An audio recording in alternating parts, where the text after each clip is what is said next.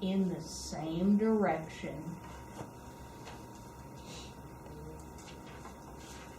actually I probably should have said find a unit vector, but find a vector in the same direction as W, but with length 1.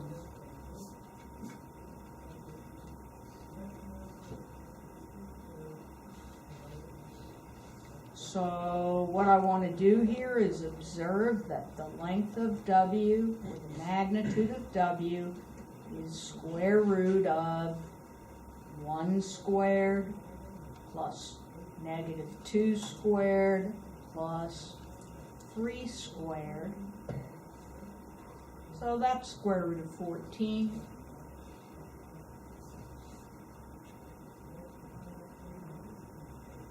And if you take the magnitude of W,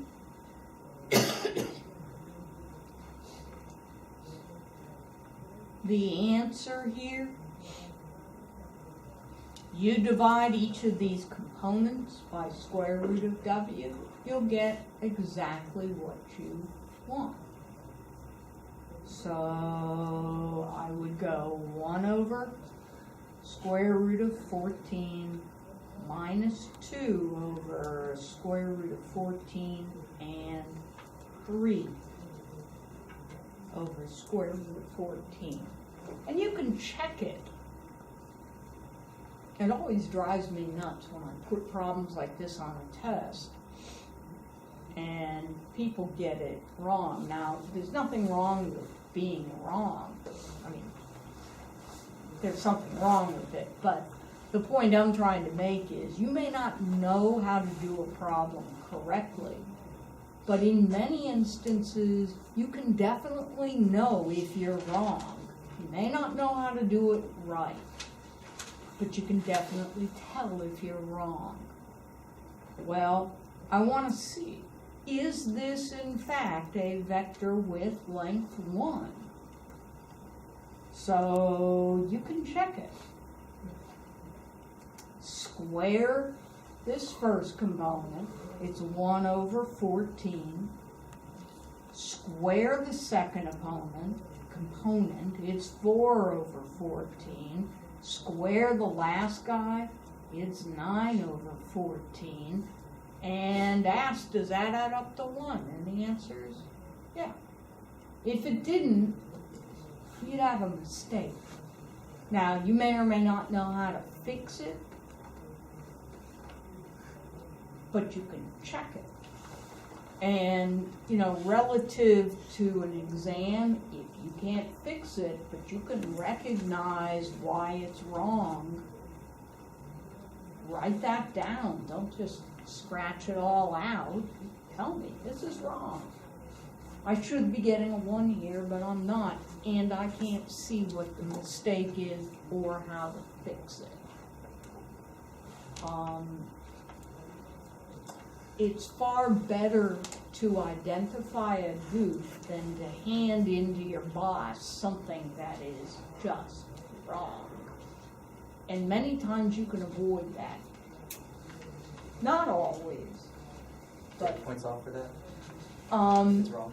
You get points off for when it's wrong, but you will get fewer points off if it's wrong and you know it's wrong.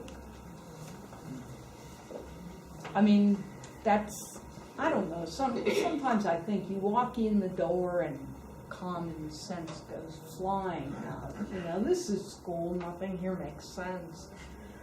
One of the first times I became aware of that, I was at a different little liberal arts school where kids were paying way too much money to go there. And this was in the 80s, and interest rates were really high. And so I'd ask them, okay, we're going to buy a house, how much you want to pay for this house? So, you know, they were going to always think big, so, you know, maybe you buy a house for $400,000 or something, and then they'd have business formulas that you plug in that says how much are your payments. which were always god awful then because interest was so high. But I would be getting people telling me that their per month payment on a $400,000 house was $560,000. And I'm thinking, maybe I could sell you a house. You know, I mean, now, did they really believe that? I mean, I don't know. They just crank something into a formula and spit it out, and they never look at it. I was also getting people that were not that bad, but they were setting up so that they were having payments of $3,000. Well, I guess that happens now on $1 million houses, but you know, on a reasonable house, they were getting, you know, $8,000 a month payment. And it's like, do you really think people pay that other than people that buy a house in the millions? But you know, there's a lot of times you can think about what you're writing down. Of course, taking a test, I never think is all that conducive to thinking, but you can get into a habit, you know. So this is one of those. If I wanted the vector to be in the opposite direction,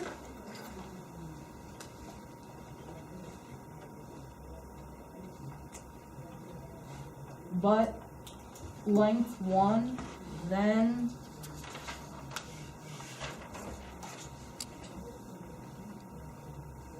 Negative square root 14. put negatives. Just multiply through by -1. So the answer here in the opposite direction would be -1/√14. 2 over √14 and -3 over √14. Hopefully that's readable. So this is how you get a unit vector in the opposite direction.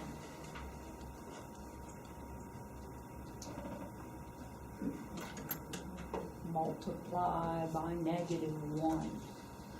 And this is going to be something, usually it's in the same direction, but stupid thing. These problems will crop up as small pieces of problems later on. So you have a vector, you want to make it length 1, you divide by its magnitude. So if I wrote this, that's a unit vector.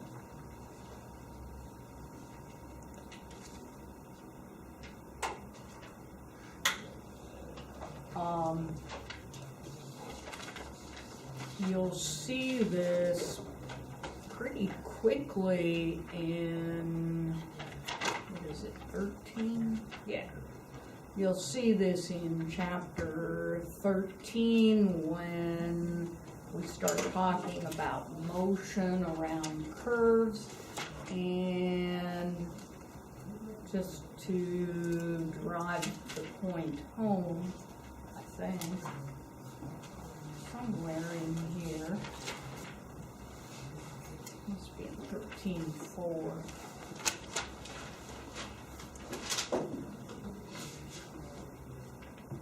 Yeah, you will see things like this cropping up. So if you look on the bottom of the page, we don't have to go into the meaning and all, but they're going to be talking about a unit tangent vector.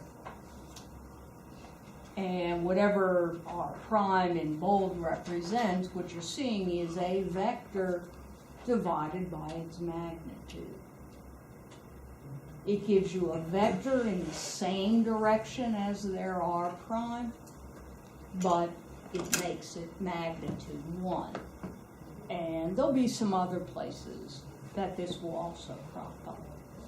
Now, another problem that you frequently will see is, let me take a vector v equaling 3, -1. And I want to give a vector of length 4 in the same direction as v.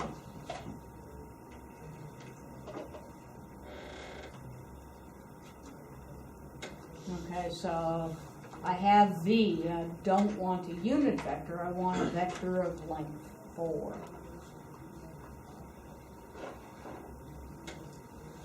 Step 1. Make the vector a unit vector.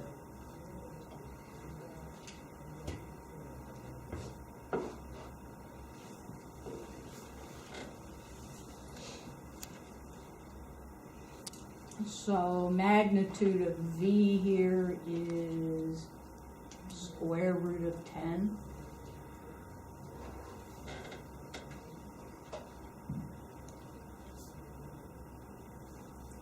So my unit vector would be 3 over root 10 and minus 1 over root 10.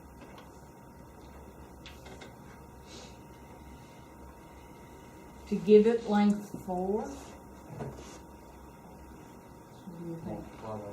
Just multiply by 4. I mean, once you have it of length 1, you multiply by the desired length.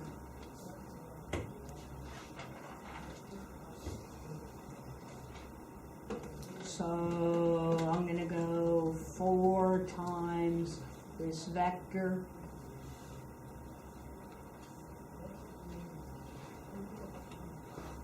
You can write it like this, or you can write it like this.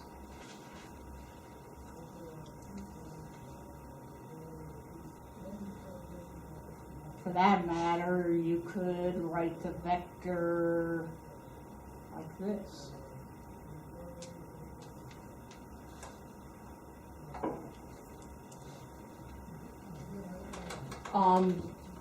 Don't bother getting decimal estimates because that throws everything off. Just leave square root of 10 as square root of 10. It's exact that way. So I make it a unit vector and then I multiply by the desired length. Notice that the wrong answer is 4 times 3 -1, which would be the vector 12 -4. I don't make this of length 4 by simply multiplying by 4. This vector here has magnitude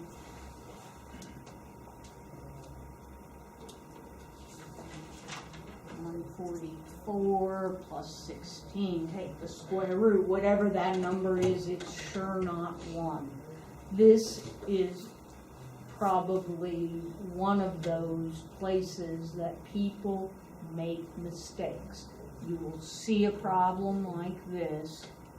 I mean, I can pretty much guarantee it on the first test, and people will simply multiply by 4, which again drives me nuts because it's very easy to check the magnitude and see that whatever the magnitude is, it's sure not 4. Okay? So, 2-step process, divide by its magnitude, make it length 1, and then multiply by the desired length. questions? Anything here? Trying to think of what else they do here. Okay. Parametric equations of lines. That was the one thing I didn't do. And what I want to do is to show you where this comes from, but you don't have to copy it down or anything. You should see it so that you know it makes sense, but after we see it, it's just going to be a crank. Just crank it out, okay? So, the picture that goes with this, really the instructions that go with this, is somebody will give you a point, so find the parametric equations of the line through, say, -2, 3, 5, and 1, 7, -1. Okay, I'm doing this in 3 dimensions for a very specific reason, and that is, if this were in 2 dimensions and I said, find the equation of the line through these points, you've done that way too many times. All the times I've taught that to people, I've yet to have anybody ask me, what if there's 3 dimensions? You know, what if my point has got 3 dimensions? I mean, we live in a 3-dimensional world. We do not live in 2 dimensions. So how come I can't look at these 2 points and even tell you what the slope is? What's the slope of the line through this? Nobody's ever asked me that in an algebra class, but of course by then people were pretty, they don't tend to ask a lot of whys. They just will do what you say. But if you think of slope in 2 dimensions, what? Delta y over delta x? That's displacement. That's all it is. And if you wanted to define slope here, you could do a ratio of delta x to delta y to delta z and preserve that ratio. Well, the way in which I'm going to do that is I'm going to find the parametric equations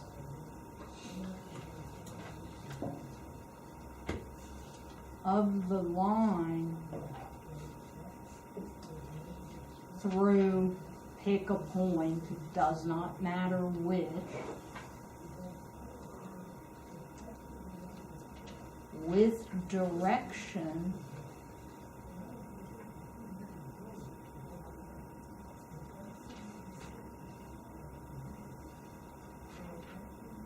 so I'm going to give you a vector.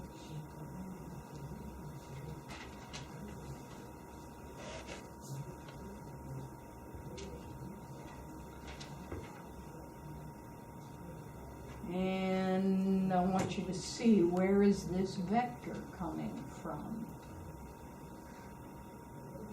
I have this point A, I have this point B. This is the vector, it's either A, B, or BA. I never can remember which notation it corresponds to, but -2 minus 1, that's -3. 3 minus 7 is -4. 5 minus -1 is 6. Okay? Now, this begs the question, what if you subtract the other way? It's not gonna matter. Okay, that difference is, think of it in 2 dimensions. If I have these points and I tell you what's the slope of the line through them, you can go 8 minus a negative 1 over 4 minus 7, or you can go negative 1 minus 8 over 7 minus 4. You're just changing the direction of the vector. Yeah. Mathematically or arithmetically, this is 9 over negative 3, this is negative 9 over 3. They're the same number. Now, if I subtract in the opposite order, I won't get this vector, I'll get the vector in a different direction, but its direction is just opposite.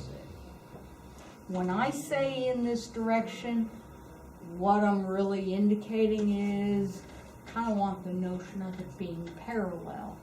I want the appropriate slope, where slope is really the ratio of the change in x to the change in y to the change in z.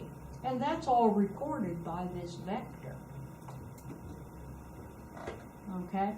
And I picked this point. I could have picked this point. Answers are going to look very different depending on what point you pick or what vector you use for your direction vector. But before I start looking at that, let me just work this out, just show you basically what's going on. The picture I draw is going to be 2-dimensional. So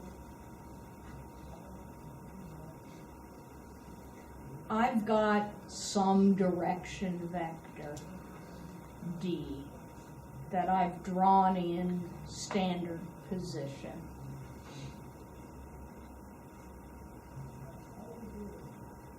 And I want to get the line that's in this direction that passes through a particular point.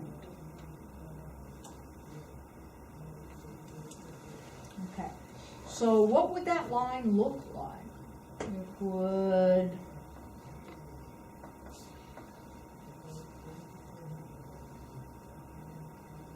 look like that, roughly.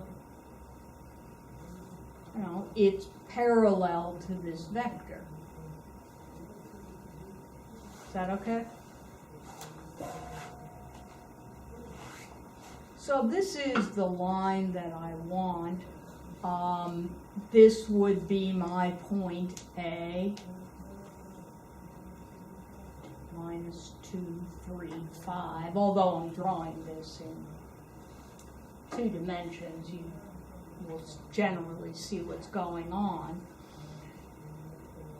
And if I looked at this, this would be the vector minus 2, 3, 5. I'll call this vector 0A. Starts at the origin, ends at the point A. And it looks like that. What happens if I add 0A plus that direction vector? Well, what I should do is to pick up one of these vectors and put it head to tail on the other guy. And that's going to leave me with a point up here. And that point is going to be on my desired line.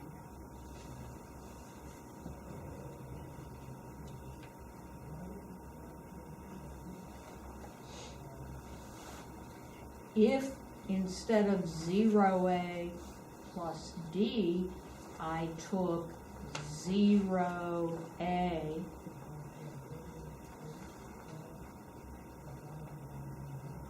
and added it to 1/2 D,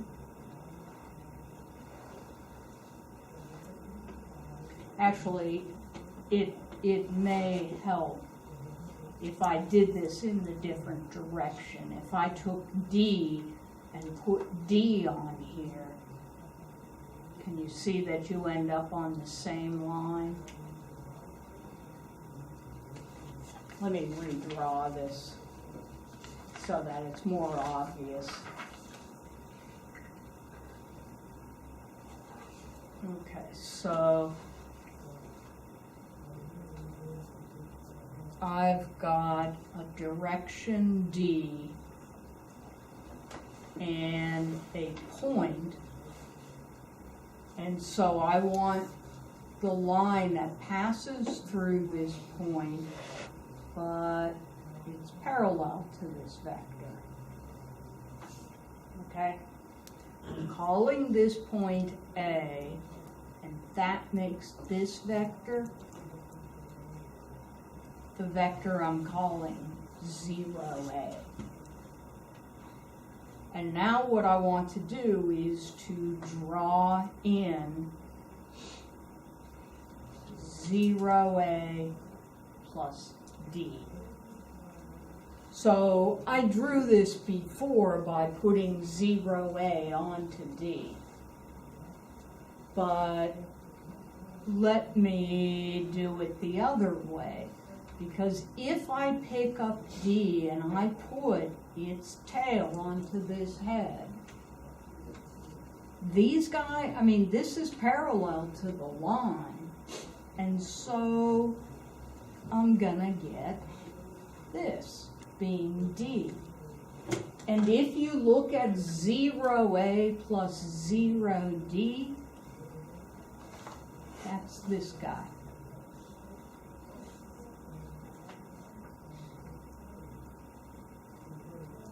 Zero A plus plus D. Try a different multiple. So if I went 0A minus 1/2 D, 1/2 D would go in the opposite direction and be half as long.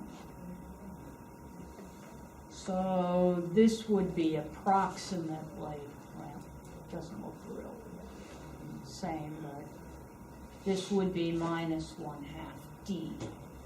If you add this onto A, you're going to pick this up and your minus 1/2 D is going to look like that. And when you add these two together, look where you end up. Back on that line. You guys see what I'm saying? Because this line is parallel to that vector D, you take any multiple of it and you add it to this vector, and you're just going to get yet another point on the line.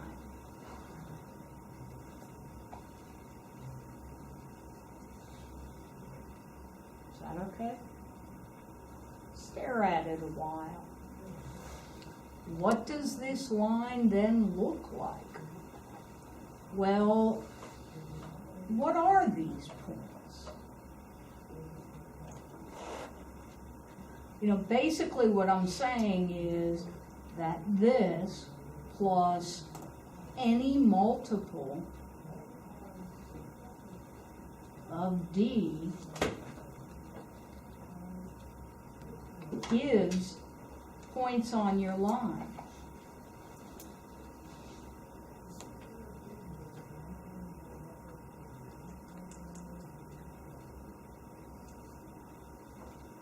So let me write down the parametric equations and then show how it's fitting into this form. So what I'm going to do is I'm going to go x equals y equals z equals. My d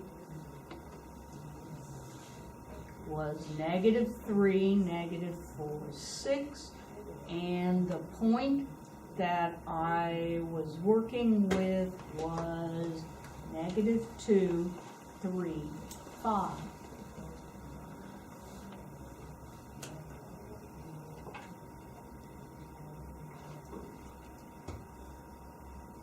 I'm going to do this, and then multiples of d. I'm going to use t for the multiple. Well, let me do this. Word. I hate. Okay. -2, y is 3, z is 5. Then I'm going to go -3t minus 4t plus 6t. Okay, let me show you where this is coming from. The vector 0a. A is that point, -2, 3, 5. So if I took this, I would write this as -2, 3, 5 plus any multiple. How do I get multiples of d? Multiply by a number. Multiply by some number, right? And I'll call that number t.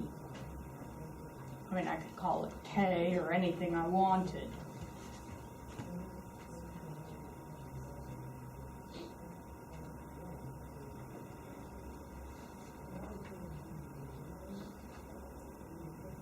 And if I added these all together, I would get -2 minus 3t. I would get 3 minus 4t, and I would get 5 plus 6t.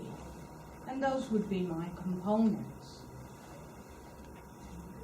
X component, Y component, Z component.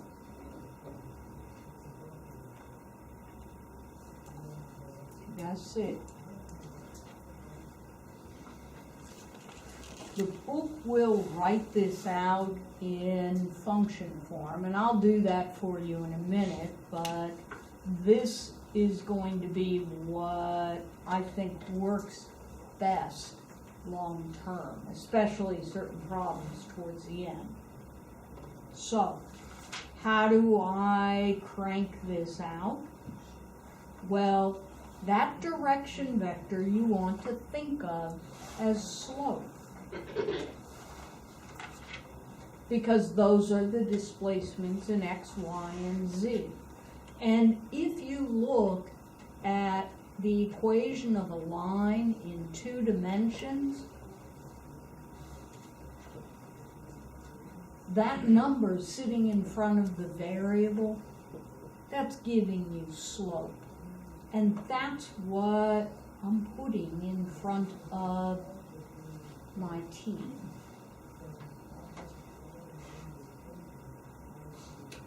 Okay? So that this starts to look like equations of lines. Is this okay? The number in front, well, what happens when t is equal to 0? Goes to 0.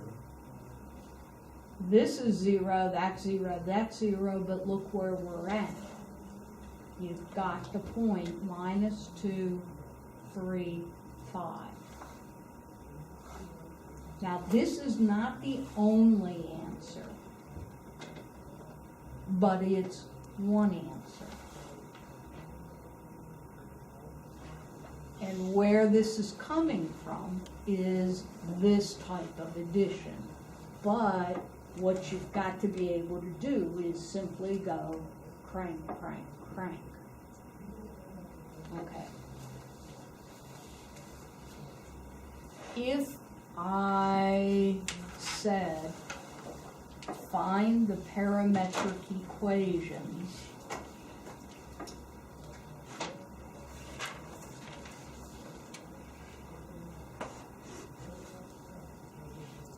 of the line with direction vector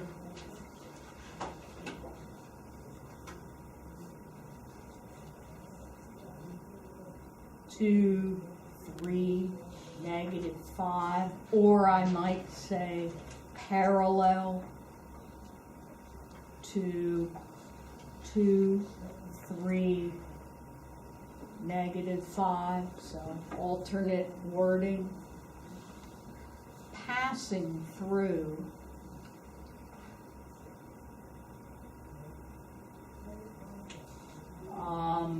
the point 4, -5, 7. This vector is a direction vector. Here's my point. So I'm going to write my point down. X equals 4, Y is -5, Z is 7, and then plus my slope times T.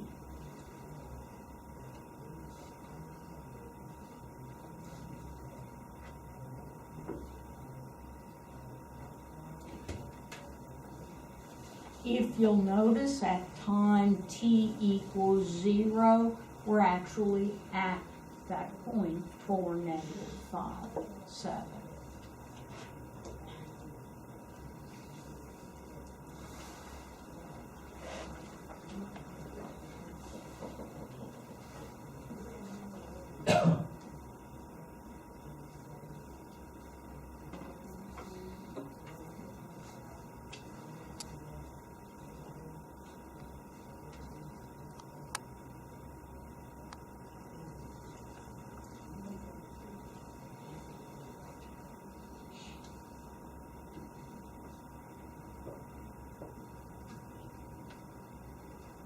Same line.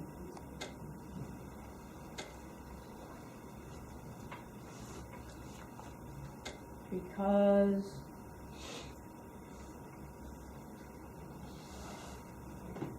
That's what -3. What -3 is like.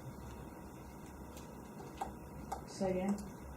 -3 is your multiple of the duration. Yeah. If you look at this direction vector, the direction vector here is -6, -9, 15, which is -3 times the direction vector up above. It's got the same direction. Exact same direction.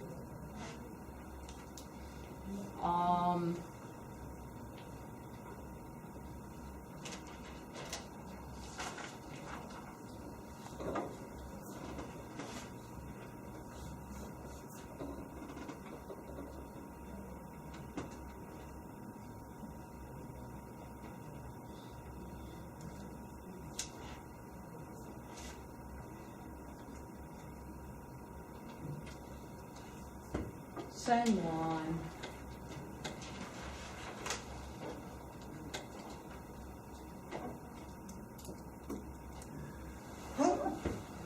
-2, -3, 5, parallel to that vector. Now, at t equals 0, I'm at a completely different point. But if you look up here, and if you let t equal 1, notice that you're at the point 6, -2, 2.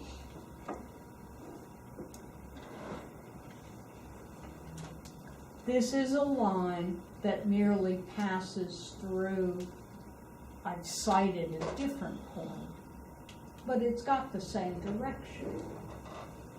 In other words, I give you a direction, I give you a point, well, the line's gonna be parallel and pass through that point. Well, if I had picked this point instead, I'd still get the same line.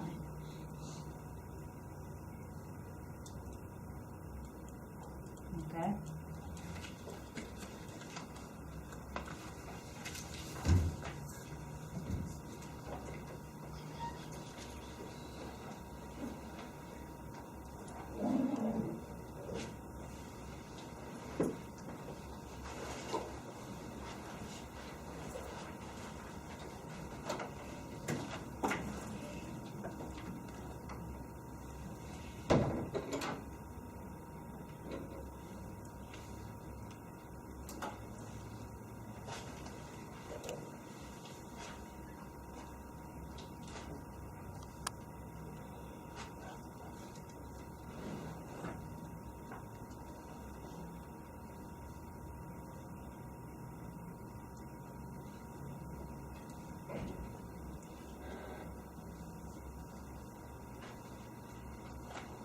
How do you tell if a point is on a line?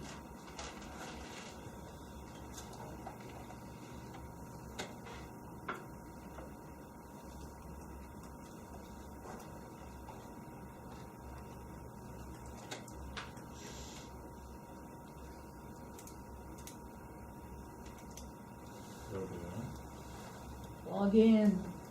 So x is 5 plus t, 5 plus t must equal 7, t is equal to 2. You let t equal 2 in the remaining two variables.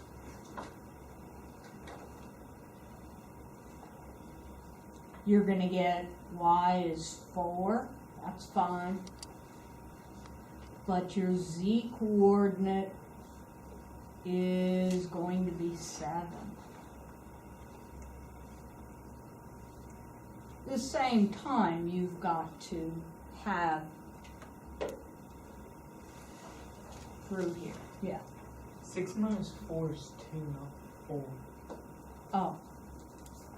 Because if you have -2 times 2, it becomes 4, and then 6 minus 4 is 2. So you're off on y and z. Yeah, that's because I can't do arithmetic. So that's not okay. Thank you. You see what's going on here.